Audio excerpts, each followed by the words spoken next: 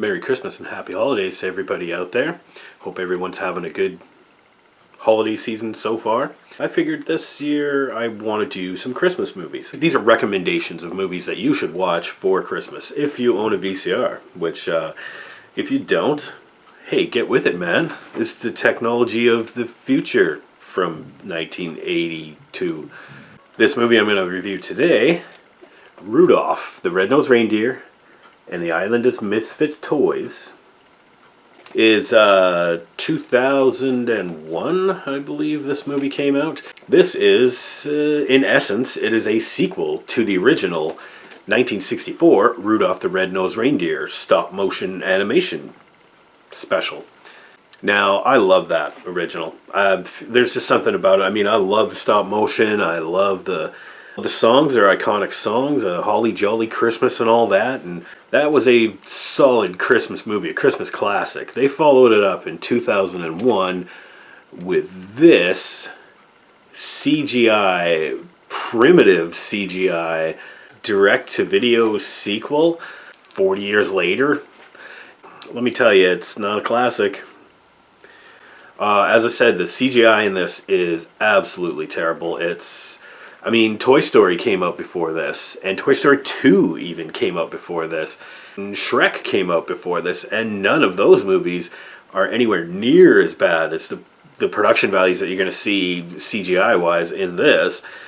Acting is not terrible, like the voice acting. They actually went out of their way to get people that sounded very close to the original characters from the stop-motion special from 1964. For instance, like Santa Claus sounds pretty much the same as Santa Claus sounded in 1964. Even Yukon Cornelius, the voice is pretty close. Hermie the Elf, Rudolph, and there's some weird stuff in here, though. One thing about the voice acting is, Rudolph got like a girlfriend in the first one, right? Clarice, the little doe with the super big eyelashes and the bow, and the prettiest doe there is, and whatever. Yeah, okay, she sounds like a full-grown adult female woman. But Rudolph the Red-Nosed Reindeer has like this. Sounds like a young boy. Because I guess, in the first movie, he was a young boy. And in this, they're still pretty young. Anyway, yeah, he has like a little kid's voice. And paired with this, like, full-grown woman's voice, that comes off a little weird to me. There's a lot of weird things in this. Hermie the Elf is still, pursuing dentistry as his profession. As a matter of fact, he's like over-the-top dentist. He's all about dentistry and teeth and whatever. And because, of course, Hermie doesn't like to make toys. And, they bring that guy back, too. The grumpy old boss elf or whatever that chews out Hermie in the original. And Hermie's like, I always wanted to be a dentist. And for some reason he has an obsession with the tooth fairy in this one. They show, like, a flashback scene where Hermie the elf is, like, going to, like, dental college or something like that, and it's all elves there. I thought in the first one there were no elves that were interested in dentistry. Now suddenly there's like a college. Did he start it? Did they create one just so Hermie the elf could follow his dream? He did save Christmas, or help save Christmas. Yeah, this is really dumb, and it's nowhere near as good as the original classic.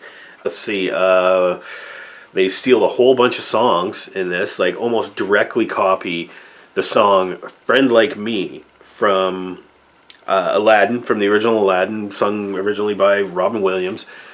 But that song, all they really kind of do is they change the lyrics and they give it to this like Queen Camilla character, portrayed by Jamie Lee Curtis, who's like this hippo lady, and she's a queen of this one island or whatever, and she fixes toys apparently. But the song that she sings, like, her exposition song, here's who I am and this is what I can do for you and blah blah blah, it's Friend Like Me from Aladdin. It's got the exact same melody, and you almost note for note the same. Another song they ripped off, they didn't really necessarily rip it off, but the scene that's filmed around it, there's a song for the big villain reveal in the end. Now, let's get into that. The villain in this is the toy taker, who's like abducting toys and bringing them to his own place and making them feel welcome. And, he's going to build a place for toys that, children don't deserve these toys. And, because children just abandon their toys and they deserve, a good life. And he abducts them. And spoiler alert, the toy taker is actually like this abandoned teddy bear, this teddy bear that was like abandoned like way back in the past, and he's dresses up in a robe and he kind of looks like the wizard, the black wizard from Final Fantasy. Anyway, in the end, it's revealed that he's really a discarded toy, a teddy bear. He's voiced by Rick Moranis, by the way, and but the song that he sings after they reveal, his actual true nature is, and the scene they film around it is directly ripped off from Toy Story 2. Jessie, you remember that super sad Sarah McLachlan song where, like, and the video is like a little girl like throwing the Jessie doll under the bed. It's like, I don't care about this doll anymore. And how sad the doll is when she's discarded and laying on the floor, watching Emily's life go by from under the bed, and they try and replicate that here, and it just does not work. But at the same time, I could see this, for little kids, whatever. It gets the point across. The song is sad, and they intentionally want to make you sad at this point in the movie. Oh, and actually, just before that happens, there's a scene where Rudolph and Clarice, his girlfriend, they're in the Peppermint Mines, and they're riding in a minecart. And you know where this is going. This scene is directly ripped off from Indiana Jones and the Temple of Doom. How there's like a roller coaster kind of thing set up inside a mine. Well, you know what? A lot of kids probably in 1984, when they saw Indiana Jones and the Temple of Doom, probably believed that every mine had this kind of situation going on. There's a roller coaster in there. They just use it as like, well, this is just a thing now. And it's so pointless and stupid in here because both Rudolph and Clarice can fly. So why the fuck are they riding in a minecart chasing after the villain? Like, and at the end of the chase anyway, their minecart like falls into a chasm or something, and they just fly out of it anyway. Why weren't you just flying the whole time? What the fuck?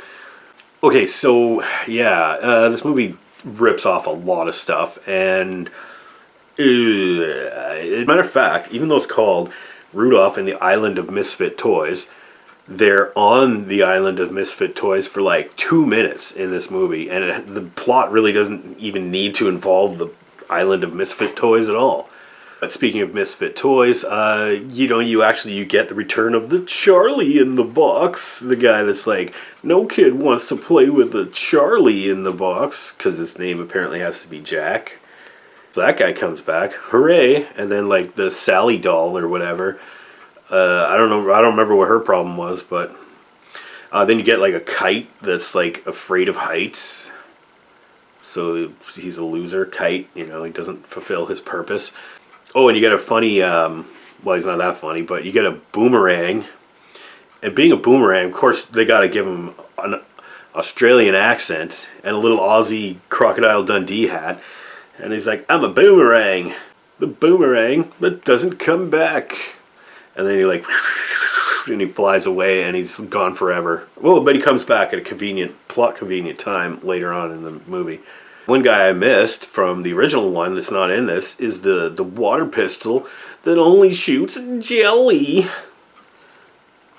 Like I said, this barely takes place on the Island of Misfit Toys, and really the Misfit Toys, there's like just a bunch of like cameos from them. There's a scene, they get a song, whatever, but they're mostly just like little sidekick characters and stuff, and Rudolph and Hermie the Elf and the Bumble and Unicorn Cornelius basically carry the story and do all the plot elements. And speaking of the Bumble, he looks so shitty in this. Like the CGI animation of all his hair is absolutely horrendous. It's like It's like an unfinished or like one of those like blooper reel things from Shrek, and it just looks terrible.